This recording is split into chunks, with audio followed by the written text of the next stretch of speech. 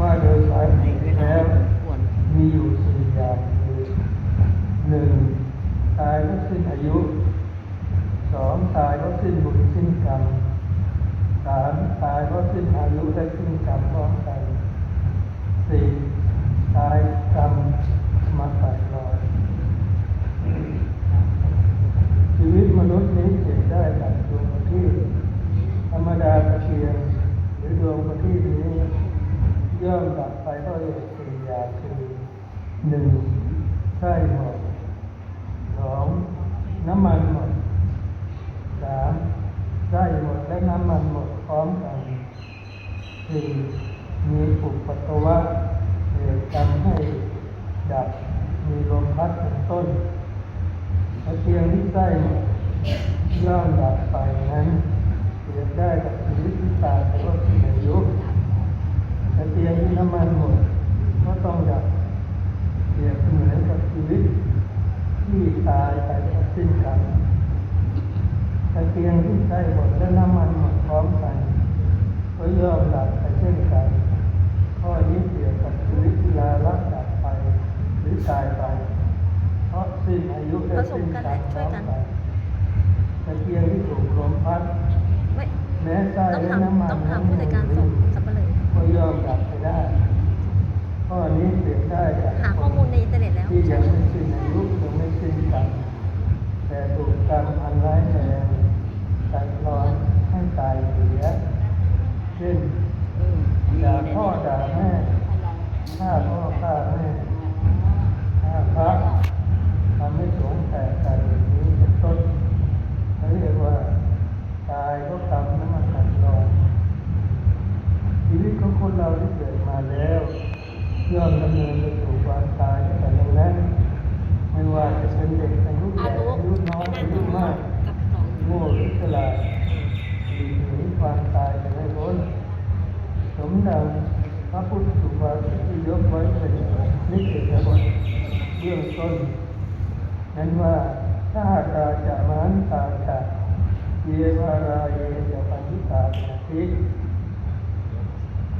ผู้ที่สามารถมองเห็นความตายให้เป็นเรื่องธรรมดาของชีวิตย่อมบรรเทาความสะดุ้งหวาดกลัวต่อความตายได้ตามหลักธรรมในพุทธศาสนานั้นท่านสอนให้พิจารณาถึงอภินันทปัจจุเวทนะการพิจารณาเนืองมีถึงกฎธรรมดาของชีวิต5ประการคือชราธรรมโมมหิเรามีความแก่เป็นธรรมดาไม่รู้พ้นความแก่ไม่ได้สองพยาธิธรรมโมมหิเรามีความเจ็บไข้เป็นธรรมดาไม่รู้พ้นความเจ็บไข้ไม่ได้สามมรณะธรรมโมมหิเรามีความตายเป็นธรรมดาไม่รู้พ้นความตายไม่ได้สี่สัพเพเมติเยเมมนาเตนานาภาโววินาภาโวเราจะต้องรักษาจากของรักของชอบใจทั้งสิ้นกรรมสุโภมหิกรรมกายาโภกรรมโยนิกรรมปันตุกรรมปฏิสันโนเรากรรมของตนมีกรรมเป็นมรดกมีกรรมเป็นผู้ให้เกิดมีกรรมเป็นพวกเป็นพ้องมีกรรมเป็นที่พึ่งอาศัยเราทำกรรมอันใดไว้ไม่ว่าดีหรือชั่วเราจะเป็นผู้รับผลของกรรมนั้นอภิญญาปัจจเวทนาทั้ง5ข้อนี้ท่านให้พิจารณาเนืองๆพิจารณาทุกๆวันทุกๆชั่วโมงทุกๆนาทีนึกขึ้นได้เมื่อไรก็ให้พิจารณาเมื่อนั้น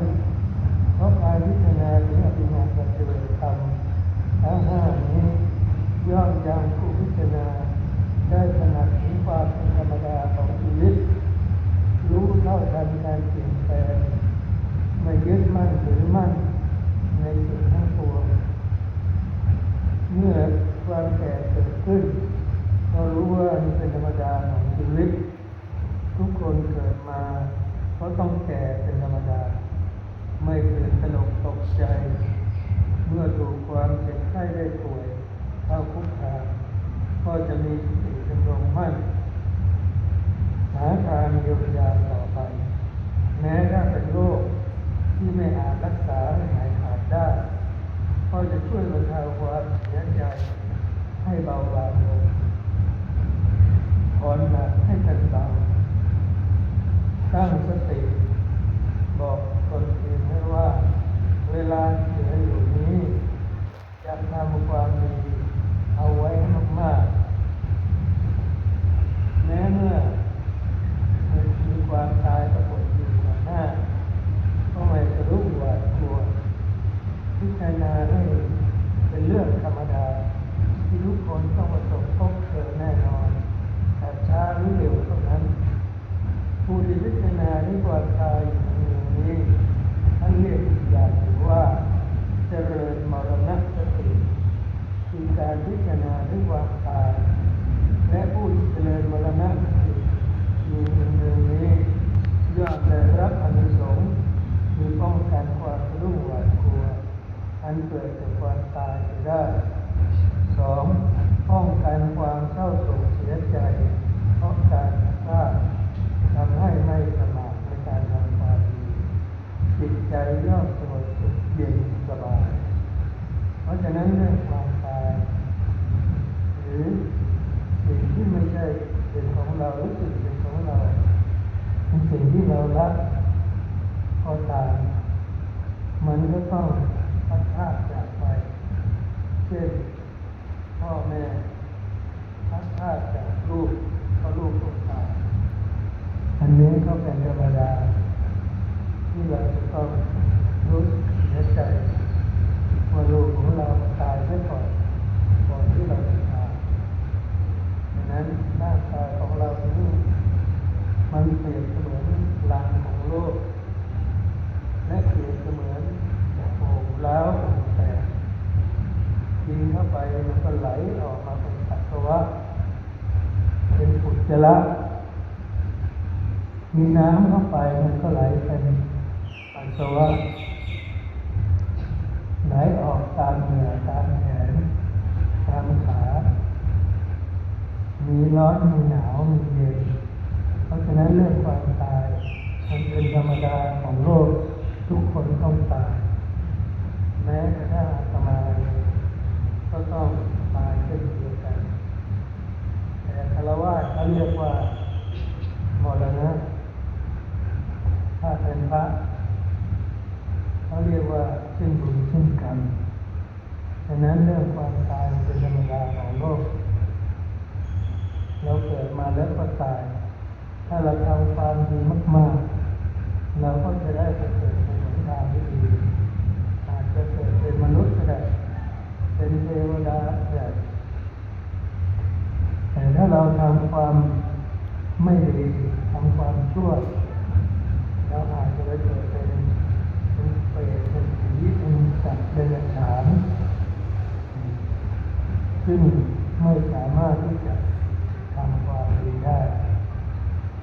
ถ้าเราเป็นมนุษย์เป็นเทวดาเราก็สามารถทำความดีได้เป็นเทวดา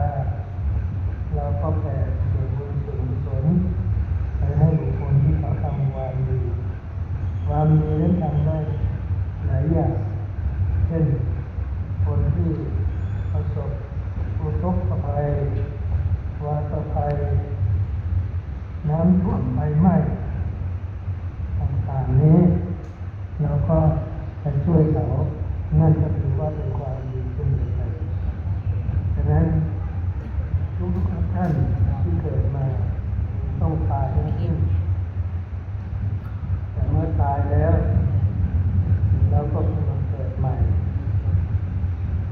เกิดใหม่นี้เราจะเกิดได้ดีหรือชั่วก็อยู่ที่การกระทำของเราความดีความชั่วนั้นอยู่ที่การกระทำถ้าเรากระทำดีความดีก็จะดึงดูดความดี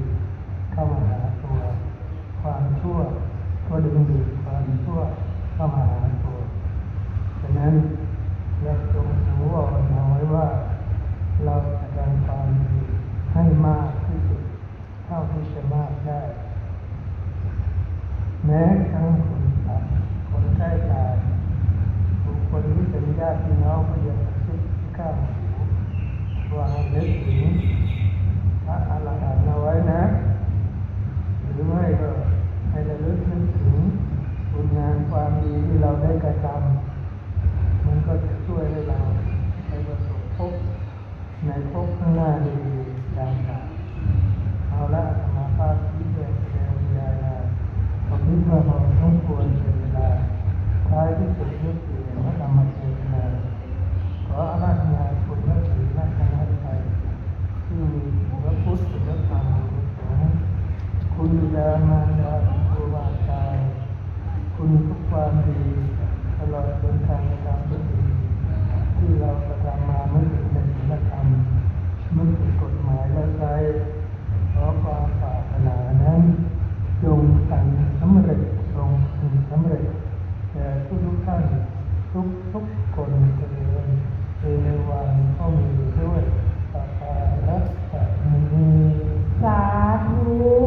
สาธุ สาธุ อนุโม